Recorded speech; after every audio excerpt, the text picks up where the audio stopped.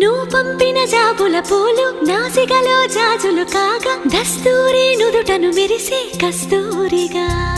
నీలేఖల అక్షరమాల నా మెడలో హారం కాగా చేరాతలు నా తల రాతను మార్చంగా నువ్వు రాసిన ఈ ఉత్తరమే నా మనసుకు అర్థంగా నువ్వు చేసిన ఈ సంతకమే మన ప్రేమకు పసుపు కుంకుమ అర్థంగా గంగా నిజంగా నువ్వే నాలో సగభాగంగా